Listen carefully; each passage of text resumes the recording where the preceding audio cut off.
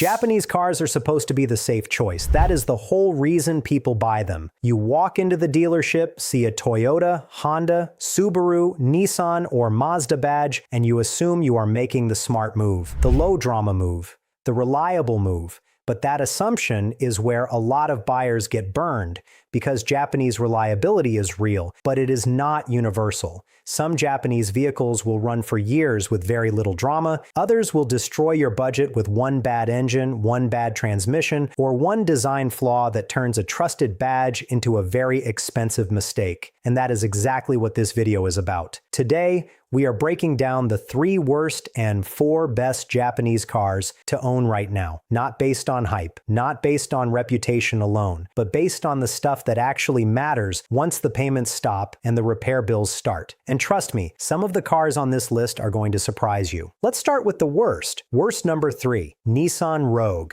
Now, this one will not shock people who have been paying attention, but what may shock you is just how many people still buy these things without realizing what they are getting into. Because on the surface, the Rogue makes a lot of sense. It is practical, it is spacious enough for families, it looks modern, and Nissan sells a lot of them. That is exactly why this is such a problem, because a huge number of buyers see a Japanese SUV at a reasonable price and assume they are getting long-term peace of mind. But what many of them are really getting is a CVT that has built a terrible reputation for overheating, shuddering, losing power, and failing far earlier than people expect. And when these transmissions go bad, they do not usually go bad in a gentle way. Owners describe sudden loss of acceleration, delayed response, limp mode, highway panic, and repair estimates that make no sense for a vehicle that is not even that old. That is what makes the Rogue so dangerous as a used car purchase. It is not just that the transmission can fail.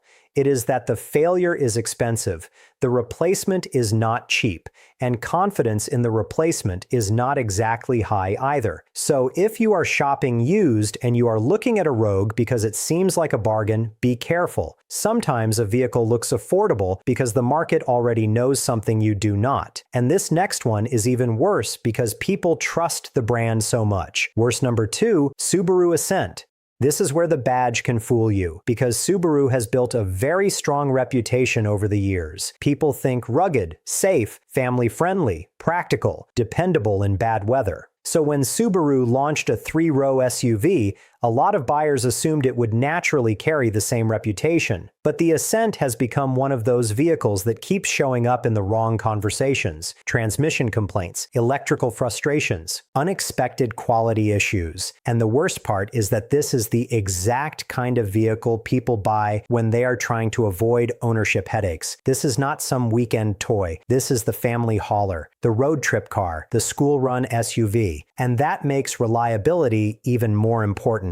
What drags the Ascent down is that it combines high expectations with expensive problem areas. When a large family SUV starts dealing with repeated transmission concerns, annoying defects, and costly repairs outside the honeymoon phase, the ownership experience turns sour very quickly. And that is what makes this such a disappointing vehicle. Not just that it has issues, but that it belongs to a brand people thought they could trust without thinking too hard. Now, if that one surprised you, this next one is the one that really catches people off guard. Worst number 1, Honda CR-V with the 1.5-liter turbo engine. This is probably the most important entry on the entire worst list, because Honda is one of those brands people almost buy on autopilot. And the CR-V is one of the easiest vehicles in America to recommend if you are not paying close attention. It is popular for a reason. It is roomy, it is practical, it is easy to live with, and millions of buyers see Honda and assume the engineering is automatically bulletproof. That is where the mistake happens, because the 1.5-liter turbo version changed that equation. This engine developed a reputation for fuel dilution problems, where gasoline contaminates the engine oil, especially in short-trip driving and colder conditions. And that is exactly the kind of driving a CR-V gets used for. Short errands, school runs, stop-and-go traffic, normal family life. In other words, the defect is tied to the exact lifestyle this vehicle was built around. That is what makes it so frustrating.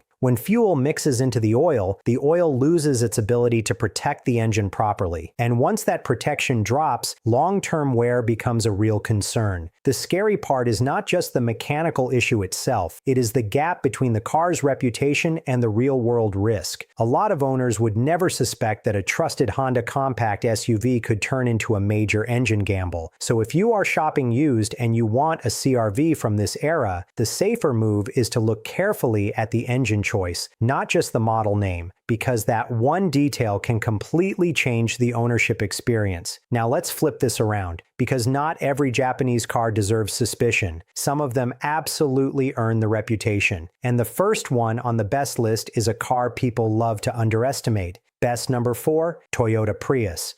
The Prius has been the punchline of car jokes for years. People mock the styling, they mock the image, they mock the personality. But here is the problem with laughing at the Prius. The numbers are ridiculously good, because while people are busy making jokes, Prius owners are quietly spending less on fuel, less on routine wear items, and often less on long-term maintenance than people driving much more normal cars. That is what makes the Prius so strong. It is not exciting in the traditional sense. It is efficient, durable, and financially smart. And that matters a lot more in real ownership than people like to admit. The hybrid system is mature. The running costs are low. Brake wear is reduced because of regenerative braking. And the vehicle has built one of the strongest long-term ownership reputations in the entire market. That does not mean it is perfect. It does mean that for someone who wants a car that is cheap to run and hard to kill, the Prius deserves far more respect than it usually gets. And this next one may be the biggest surprise in the entire video. Best number 3, Mazda CX5. When people think reliable Japanese compact SUV, they usually go straight to Toyota RAV4 or Honda CR-V.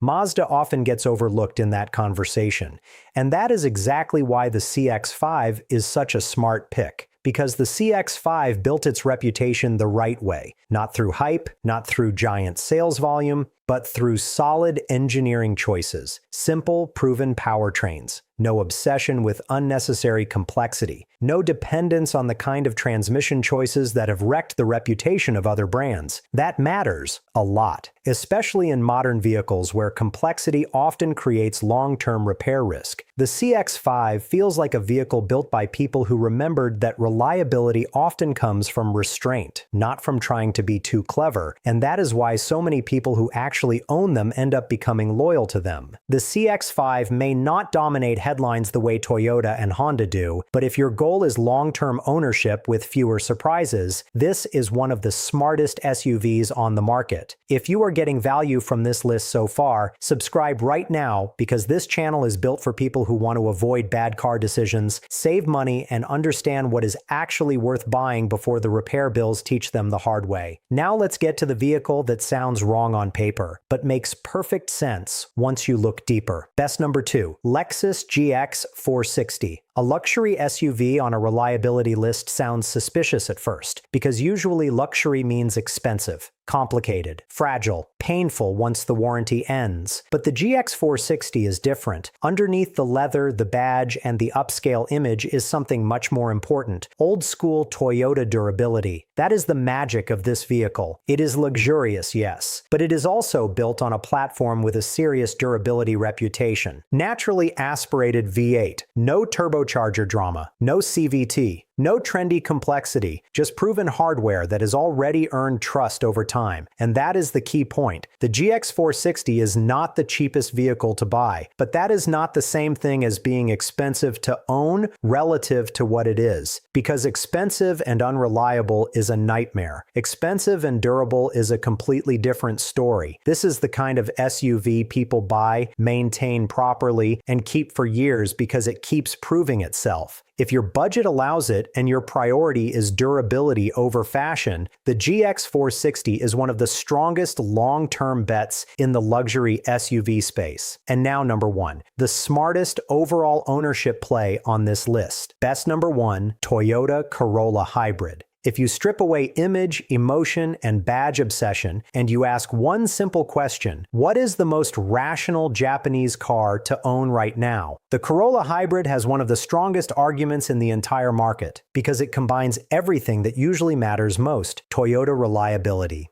Excellent fuel economy, low operating costs, massive parts availability, simple ownership, and a price point that still makes sense. That last part matters. A lot of cars are good in theory. The Corolla Hybrid is good in the real world. It is affordable enough to reach normal buyers, efficient enough to save money every week, reliable enough to keep stress low, and common enough that getting it serviced or repaired is never going to feel like some exotic specialty car experience. That is a huge advantage, because easy ownership is part of reliability too. The Corolla has always been one of the safest bets in the car world. The hybrid version simply takes that formula and makes it even more financially efficient. And when you add it all together, it becomes very hard to argue against. So here is the real takeaway from this entire list. Japanese reliability is real, but it is not automatic. You do not buy a badge. You buy a specific model, a specific engine, a specific transmission. That is what decides whether you end up with a car that quietly saves you money for years, or one that drains your bank account while hiding behind a trusted brand name. A Nissan Rogue is not the same ownership story as a Corolla Hybrid. A Honda CR-V with the wrong engine is not the same ownership story as a Prius. And a Subaru badge does not automatically protect you from a bad vehicle decision. That is why smart buyers go deeper. They do not stop at the logo on the hood. They look underneath it, because the smartest car purchase is not the one with the best reputation. It is the one with the best combination of proven engineering, manageable ownership costs, and the fewest nasty surprises, and that one step alone can save you thousands. If you want the next video, I'll break down the specific model years you should avoid for each of these vehicles before you make a mistake you end up paying for later.